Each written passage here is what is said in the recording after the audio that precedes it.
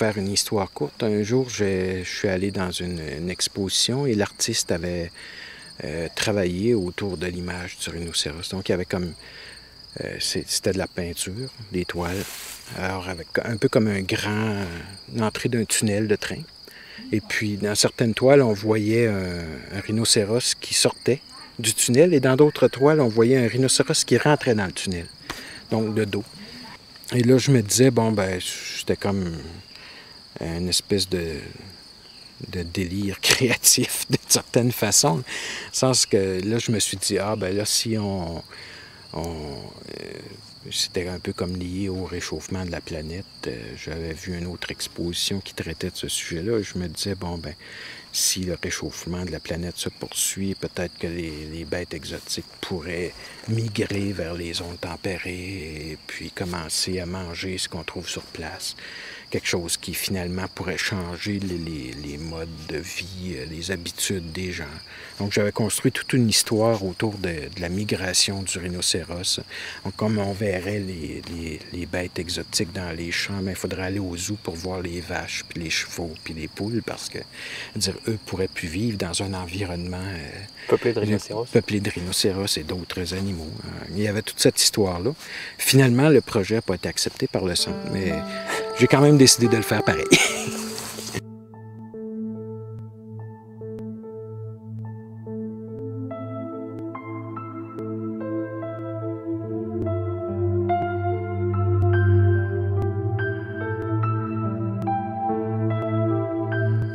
J'ai un grand penchant pour les pataphysiciens. Je trouve absolument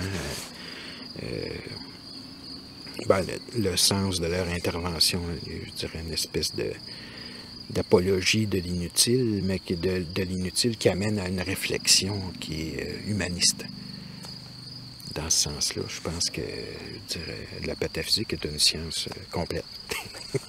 Je me disais, bon, il faudrait faire des œuvres qui sont vivantes, qui changent, qui vivent. Donc, l'idée du rhinocéros est liée à tout ce processus-là qui comprend plusieurs projets là, qui sont en cours, mais le projet du rhinocéros, c'est un peu ça. Si je mets ici comme un rhinocéros rempli de foin et qu'on le pose sur une place publique à l'extérieur, ben quotidiennement, il va y avoir des changements. Premièrement, l'herbe qu'on a mis n'est pas tout à fait sèche, donc elle est encore un peu verte. À la longue, elle va devenir de plus en plus jaune, et puis elle va se tasser. Et puis avec la pluie, à un moment donné, il va y avoir une forme de pourriture qui va s'installer. Donc l'herbe va se dégrader comme toute matière végétale, ce qui fait que c'est une œuvre qui a une vie, donc un début, puis une espèce de dépérissement. Et bien, comme tout le monde, comme, je dirais comme les humains en général.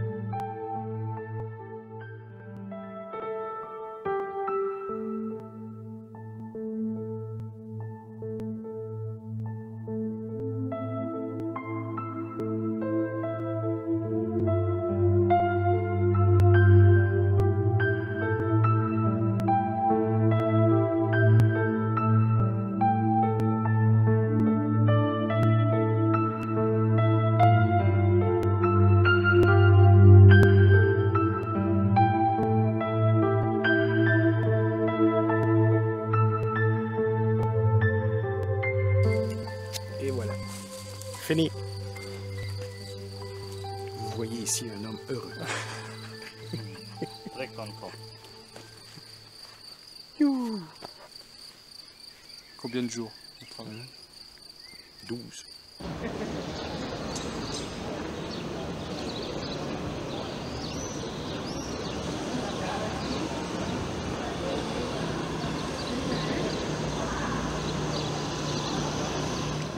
Bella. Grazie. Ma che cosa ha voluto mettere in evidenza precisamente? Precisamente è un lavoro che parla di... è un po' ecologico come discorso, no? Che parla un po' di riscaldamento della pianeta. Ebbene. Niente. Grazie. Grazie a voi.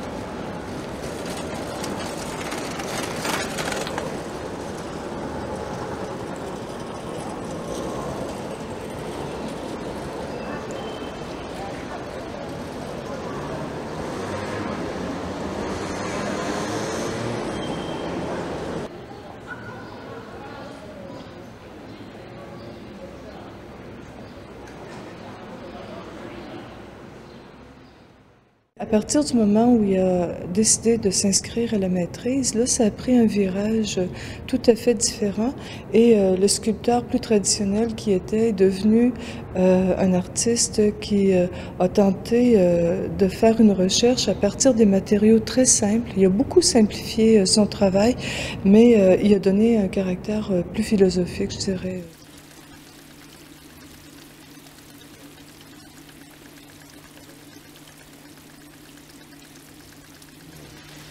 Essayer de donner un point de vue, un nouveau point de vue sur la nature. En associant la forme qui est très connotée, je dirais, là, de la rosace, au point de vue architectural, au point de vue de la religion, ça réfère directement aux cathédrales.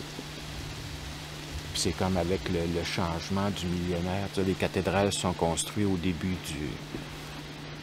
de l'autre millénaire, puis là, au début de ce millénaire-ci, on construit des cathédrales végétales, puis des rosaces. Le professeur au doctorat nous demandait quelle serait ta philosophie, si tu veux, ou à quelle philosophie tu rattaches ta pratique artistique. Puis je me disais c'était une espèce de pragmatisme spirituel. C'est la définition à laquelle je suis arrivé. En fait, je ne sais pas si ça existe, là. Il me disait, tu sais, l'élévation de l'âme dans l'action. Donc, ce soir, on va travailler sur la nature morte. En fait, il y a quelque chose d'intéressant là-dedans. Bon, il y a l'idée d'une composition, d'une sculpture, mais aussi le drapé, donc qui fait partie de la problématique de la sculpture depuis la nuit des temps. Donc, les sculpteurs ont toujours tenté de rendre le drapé le plus vivant possible, le plus intéressant possible.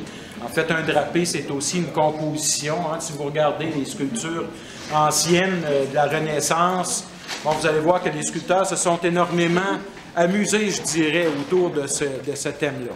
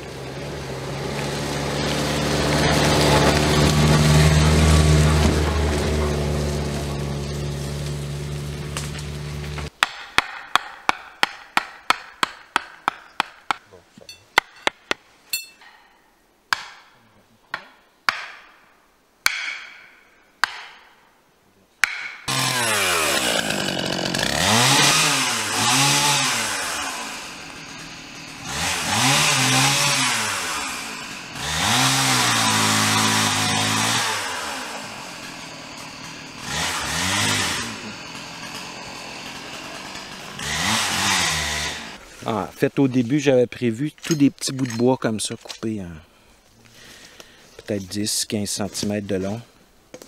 Des morceaux de bois assez petits, un peu comme un doigt. Puis là, après ça, je me dis, bon, ben, faut faire une structure interne pour aider à supporter le poids. Donc, là, j'étudie présentement. Ben, en fait, c'est toujours... L'idée, c'est de mettre des branches dedans. Là, il faut penser au vieillissement. Si je mets toutes des petites branches alentour comme ça, puis des gros morceaux au centre, quand ça va commencer à pourrir, qu'est-ce que ça fait? Est-ce qu'il va rester comme un squelette à l'intérieur? Est-ce que ça serait comme faire une autre sculpture à l'intérieur de la sculpture? Puis quand l'extérieur se dégrade, à un moment donné, à l'intérieur, on trouverait comme une espèce de squelette. Qui serait comme une autre étape avant la disparition complète des branches, si on veut. Qu'à la longue, ça va disparaître. J'aimerais ça, on va peut-être essayer de transplanter des lierres près du rhino, mettre une série de lierres aux pattes, pour voir peut-être que les lierres grimpent à l'intérieur. Ça pourrait être intéressant aussi. Que finalement, le bois disparaît, mais c'est le lierre qui l'envahit. Ça pourrait devenir... En fait, on a vu souvent dans les jardins, ils appellent ça le topiaire. Donc, des structures de métal comme ça, après lesquelles on fait grimper des plantes. Quand je travaille, il y a toujours des trouvailles en cours de route. Tu penses faire quelque chose d'une telle manière, puis oups, il y a quelque chose qui se passe, un accident, ça te donne une idée, ça change la sculpture. J'ai toujours été ouvert à ce type de truc-là.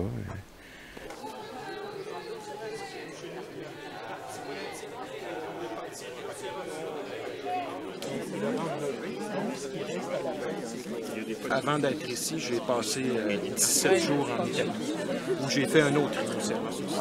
Ah bon? C'est vraiment... La famille s'agrandit. La famille s'agrandit.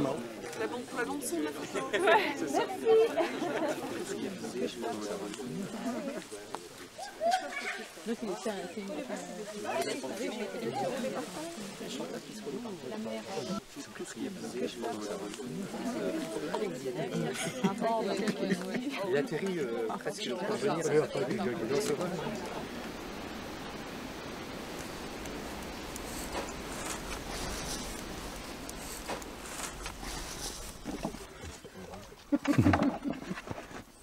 Et voilà.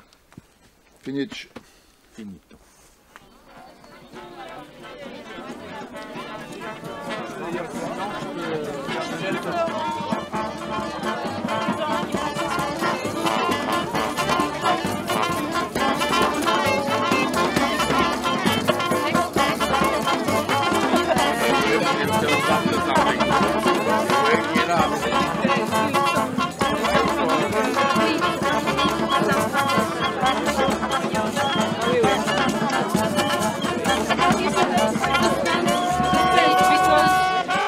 I think that many visitors to Roger's work will immediately see what it is, and many of them will think further in depth and realise perhaps what he's trying to say with it. Qu'un sculpteur décide de conserver avec le matériau nécessairement le plus résistant son propre passage comme individu, de marquer le temps, de le faire valoir, de le faire comprendre aux autres et surtout de s'imposer un rituel assez astreignant parce qu'à tous les jours, aller cueillir une pierre, la fendre en deux, il faut quand même se donner la peine de le faire. Le fait aussi d'appeler ça la rivière avec des pierres qui effectivement proviennent de l'eau. L'eau, on sait bien par sa symbolique elle-même, sait marquer le temps. Bon, la phrase fatale, c'est « il en a coulé de l'eau sous les ponts », mais il nomme cette œuvre-là la rivière du temps justement pour encore mieux souligner le passage du temps et son propre passage à lui. Ça, c'est les anneaux de croissance. Ça, c'est un projet que j'ai commencé qui est en cours. Alors, c'était ça, c'était l'idée de... En fait, ça va un peu comme dans l'idée de la rosace, de planter un arbre à l'intérieur d'un cercle. Puis toujours là, ben, intégré là, à l'extérieur. qui est à l'extérieur. Puis sur ceux-là, ben, je dirais, il y a l'idée de faire le cercle en fonction du diamètre que l'arbre. Donc, sur la note de croissance, c'est indiqué le nom en latin, le nom en français, l'âge que l'arbre devrait atteindre normalement, puis son diamètre qu'il devrait atteindre. Donc, j'ai mis la note de croissance plus petite que l'arbre devrait arriver. Mais en principe, il ne devrait pas y avoir de rencontre parce que... assez vieux. Oui, ben là, j'imagine qu'il y aura quelqu'un qui va faire un reportage là-dessus un jour. Là. Oui, bon. Cette semaine, j'en ai installé une autre qui est en pâte de verre autour d'un chêne aussi. Puis là, tu disais qu'il y avait un moment possible où les deux pourraient se rejoindre. Une rencontre.